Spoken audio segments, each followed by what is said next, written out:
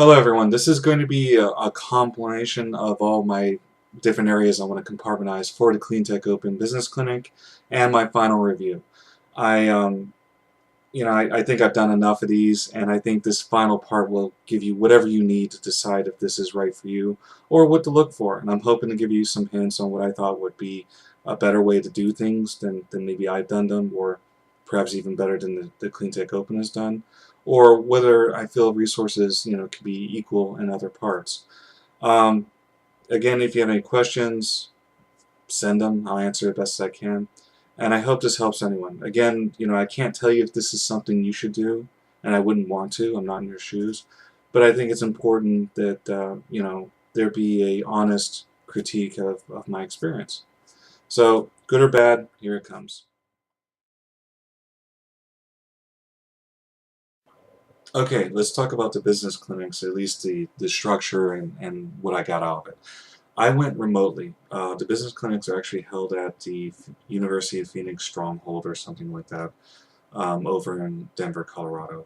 And by not going there, I didn't get the dinner, and I didn't really compete in the competition, although I'm told you could have. There was an elevator pitch competition. However, they also sent out an email saying that they couldn't remember who the winners of the elevator pitch were, and could they please get back to them. So now it's broken up into two main sections. It's broken up in the morning section, which is a webinar slash infomercial about these various companies, and the second one, which is your one-on-one mentoring. And there's a dinner one night, and the hotels are, I think, like they've got the usual deal. It's like $100, and apparently it's like a 30-minute drive away from the airport at their location. Now, the infomercial slash webinars in the morning were done well. As with the other webinars, there's less audio dropout. They seem to make more of a concentrated effort to make sure that went through. But you still kind of, you still heard people talking business on their phones and things like that. So um, it wasn't so much, the worry wasn't so much it was annoying, but sometimes what the people were talking about on the phone or the deals they were actually doing, if you can believe it, were kind of interesting to listen to, and I found myself kind of drifting off. One of the key points I thought was interesting was that during one of the webinars they pointed out a key point that it was a high number. It was like 80, the high 80s or even low 90s% of investors are not willing to travel more than 30 miles away from their home office to talk to potential investments. People they're going to invest to. Um, that is interesting for a lot of reasons. And the first reason is interesting is that the Cleantech Open is very Colorado-centric. Most of the people presenting reside in Colorado. Most of the services, when I was talking to them and they were saying, hey, maybe we can get further with this, I can help you out. There was a lot of invites to come to their office in Colorado. And understandably, why would they fly out to Phoenix if they didn't really know much about you, or if you weren't already established. So I thought that was very interesting. All in all, I felt that the business clinic was better than the academy, and I'm not sorry that I went remotely. There is a slim chance you could have presented to NREL, but I'm having a whole revelation about the competition model, and I'll go into that in my final review of the Cleantech Open. Well, anyways, I'm going to move on. Next up, I think, is I'm going to put the one-on-ones. I think there's some value there. Thanks. Okay, the one-on-ones. Let's talk about that. The one-on-ones are the segment that happens after the infomercial webinar style thing during the first part of the day. The second part is actually a good 2 to 3 hours, depending on the day, where you spend one-on-one with each one of the area's specialty. Product development, marketing, sales, business plan, all that stuff, team management. And this is probably where the Cleantech Open shines the most.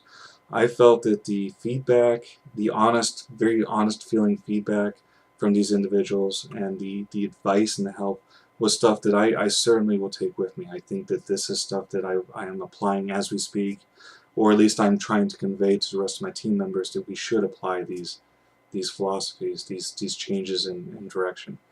I would say that, out of everything in the CleanTech Open, that this is probably the greatest source of value. If you want to know what you're paying for, what you're going through all this time for, and not just paying in the fees and the hotels and traveling and all that, but in the time that you're devoting to sit through these webinars so you're kind of ready for this. I think that this is the point. It's not the competition at the end that really has no meaning to me, but I think that this is the part that will help you the most. And that's there really isn't enough more I can say about it. I will say that during this time is actually when I had communication with my mentor, and that was helpful too, because the mentor sat in on it and was able to give advice and really help fine-tune some things that needed to be stated. Now, I think I think that's the goal of the whole thing. I think that is probably, if I had to pick a single item that had the most value, that these one-on-ones with these individuals was what I was paying for the whole time. Or at least the most valuable part of what I was paying for. So that's it, and if anyone has any questions, well, on to the next segment.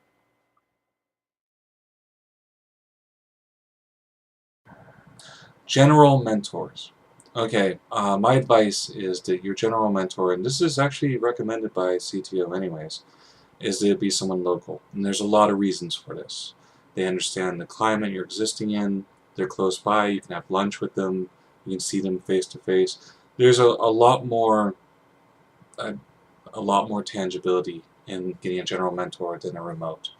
If you know the remote person very well and you want to work it that way, then that might work. But my experience is illustrated that did not work very well for me. I highly recommend, particularly and stay away from mentorship agreements. This isn't necessarily bad, but I think it went badly for me. Stay away from anything where the mentor is trying to accomplish something else other than mentoring you. Like if they're trying to bridge two organizations together or develop a meeting between the CTO and another group or something like that. That is okay, but it is not helpful to you. So what I recommend is if someone agrees to be your mentor, they agree to be your mentor. And silly plans on paper will be your ruin. My silly plan on paper was that after 4 to 5 hours of webinar, or 3 to 4 hours of webinar, whatever it was, I would then have a phone teleconference in different time zones with my mentor afterwards, my general mentor. That plan did not go well, and there's a lot of other problems. So I really can't, on this one, CleanTech Open knows best. Your mentor should be local, your general mentor. I hope that helps.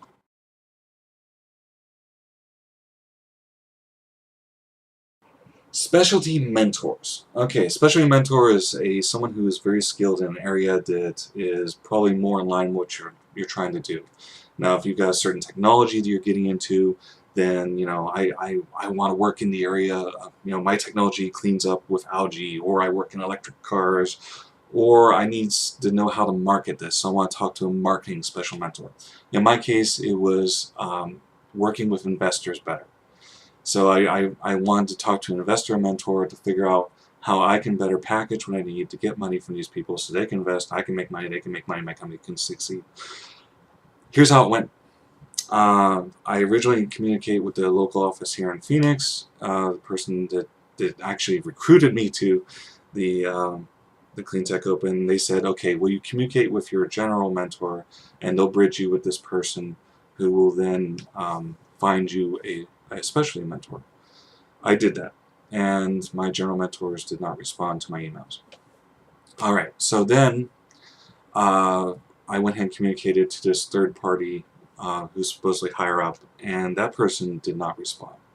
So then we fast forward to the business clinic, and the business clinic went ahead and I actually had some interaction with my general mentor, and it was very positive, and I was actually very uplifted, and I thought this was going to go pretty well.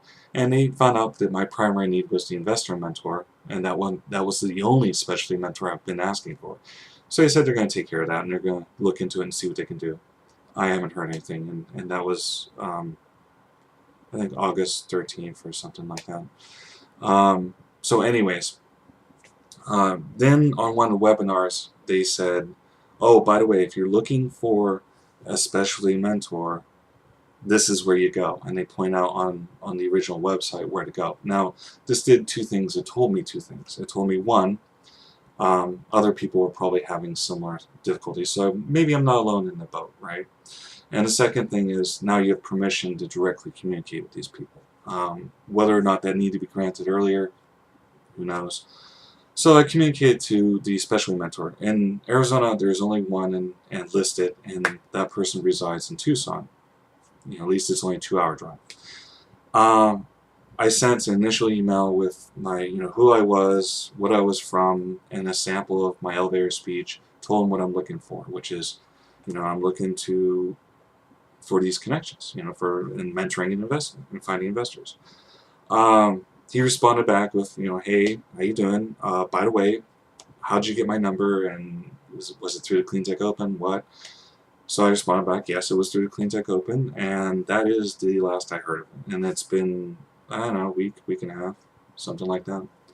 So it's September now, and I'm not sure what to think about that.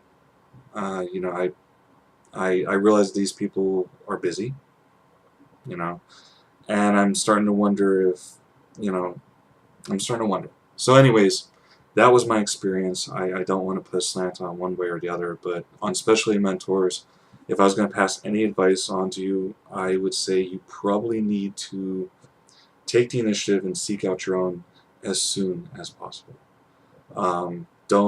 Don't worry about the chain of command, because it at least for me, it didn't work. In fact, I'm not even sure I would stay inside the confines of the Clean Tech Open. It might be worth your time to just find out who's doing what in your field, or tell them you're part of the Clean Tech Open that may have some weight, and then pursue them individually. So, hope that helps.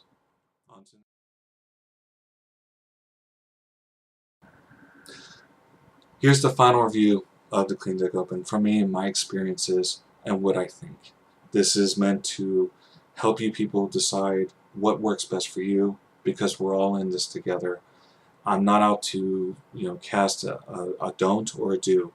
Just take my experience and apply it. Here we go. All right. What do I think the Clean Tech Open is really good for? Who do I think should go into this? After being through all this, I think it divides into 3 categories. The first category is somebody who maybe is in the initial stage, has nothing, and is really just starting to pull it together. And maybe you even haven't had any classical education in entrepreneurial, and you're just innate, but you lack the book work to get you there. I think that's good for these people.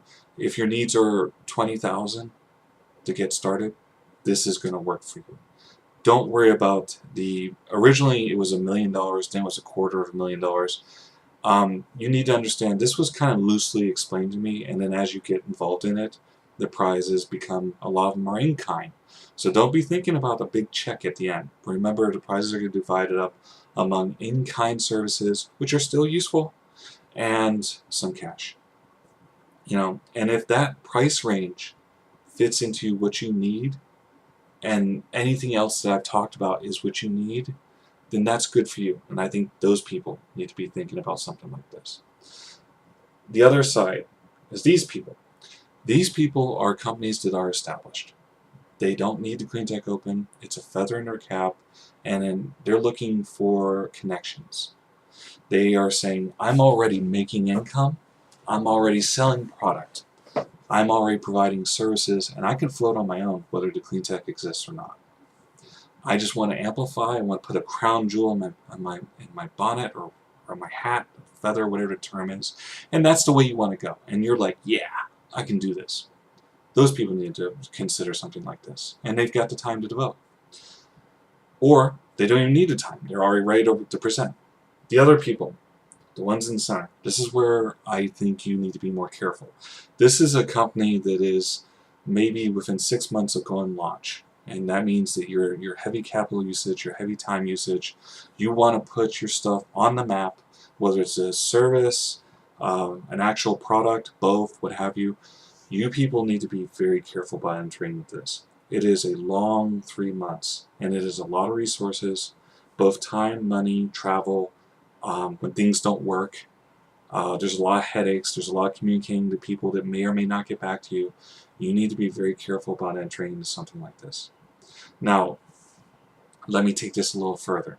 There are actually two different types of accelerators out there, which I am now aware of. There's something like Techstar, which is hard to get into, and here's why. They take a piece of your company in equity. I think Techstar does this.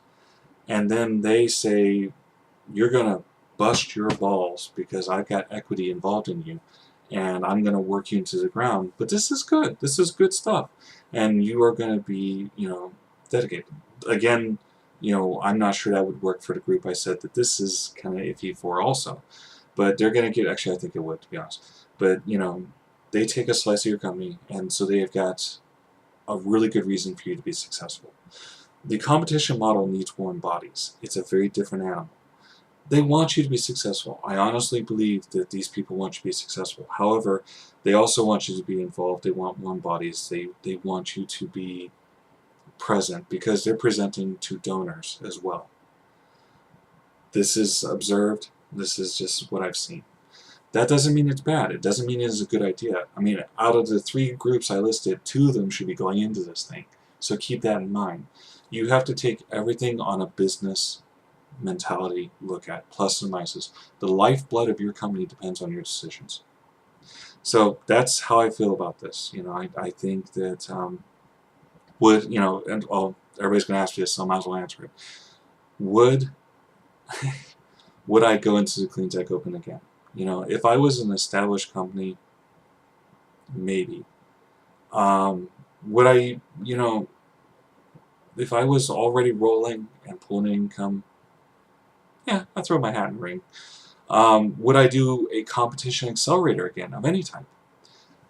Maybe if it was like a month long, like the Edson or something like that. And then it's just a competition. It's not really an accelerator.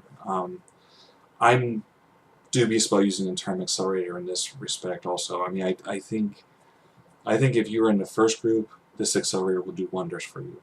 I think if you're in the second group, you're not really going to pay too much attention to it, and then you're coming into your presentation, and because you got resources backing you and a track record, you're already in the green. You're probably going to do very well.